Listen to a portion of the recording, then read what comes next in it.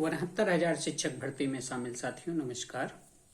साथियों, हमारा 6800 ओवरलैपिंग मुद्दा 6 तारीख को लगा हुआ है, जिसके लिए मैंने अपने अधिवक्ताओं को पूर्णतः तैयार कर लिया है। संभवतः 6 तारीख को हमारे अधिवक्ताओं द्वारा अपनी बहस रखी जाएगी। मेरी कोशिश है कि 6 तारीख को ही इंद्रमणि पांडे जी से अपनी आर्गूमेंट पूरी करा ली जाए और वरिष्ठ अधिवक्ता इंद्रमणि पांडे जी भी उत्साहित हैं कि मामले को की पेचीदगी को समझते हुए लगातार 2 दिन से संपर्क में हैं, कॉन्फ्रेंस कर रहे हैं और ब्रीफिंग पुनः स्टार्ट करने वाले हैं। सोमवार की सुबह उन्होंने बुलाया है। साथियों, 6800 मुद्दा हमारे लिए बहुत मायने रखता है।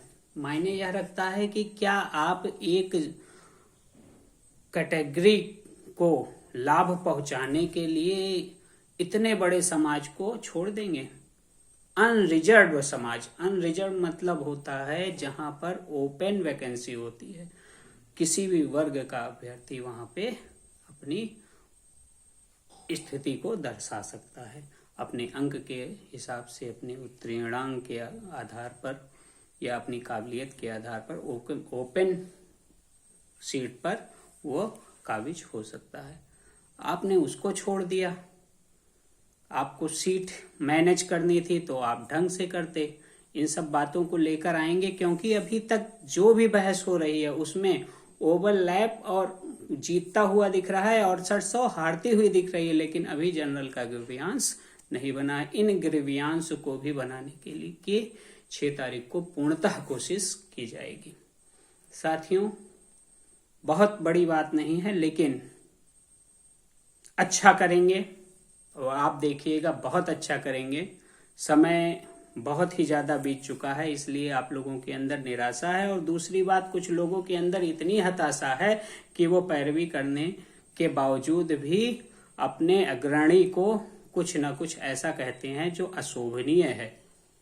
साथियों, ऐसा नहीं है कि आपके द्वारा कुछ कहने पर या विचित्र प्राणियों के द्वारा कुछ कहने पर मुझे क्रोध नहीं आता है। मैं चाहूं तो एनआईटी एक्ट के तहत मुकदमा कर दूं और आप हाईकोर्ट में दिन भर मेरे साथ फिर वहीं जूझते रहें, लेकिन ऐसा नहीं है कि मैं आपका दुश्मन हूं। आप अपने आप को मेरा दुश्मन बनाइए, अच्छा है, मैं आपका दुश्मन नहीं हूं।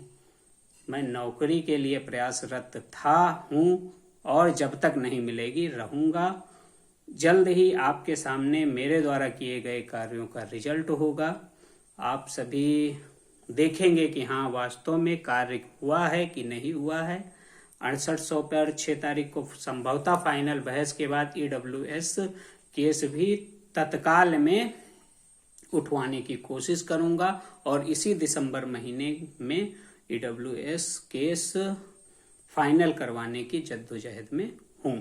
ठीक, ईडब्ल्यूएस केस हम जीतेंगे। मैंने पुरानी वीडियो में भी आपसे कहा था कि वह केस मैं नहीं हार सकता हूं, क्योंकि वैकेंसी निकलने के बाद यदि मेरा चयन नहीं हो रहा था तभी मैंने ईडब्ल्यूएस केस उठाया। और क्यों उठाया? क्योंकि भर्ती 16 मई 2020 की सरकार चिल्ला चिल्ला के प्रत्येक स्थानों पर कह रही है, तो 1/12/2018 के विज्ञापन पर भर्ती नहीं आई थी। 22 दिसंबर 2018 को पूर्णतः आर्हताएं लोग नहीं पूरा कर रहे थे, इसलिए 16 मई 2000 तक की आर्हताओं को सरकार ने वैकेंसी में लिया है। जब 16 मई 2020 तक की आर्हताएं सरकार ने वैकेंसी में लिया है तो ईडब्ल्यूएस का ग्रीवियांस स्वतः ही जागृत हो गया है। बहुत अधिक ना बोलते हुए साथियों, बस इतना कहूंगा, धैर्य बनाए रखिए और कुंठित दिमाग के व्यक्ति और अति उत्साहित व्यक्तियों से दूर रहिए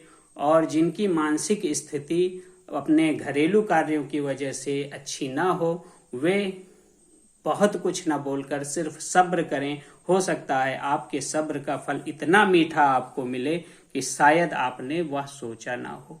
इन्हीं शब्दों के साथ आप सभी को अयोध्या धाम के एडवोकेट शिवम पांडे का जय श्री राम।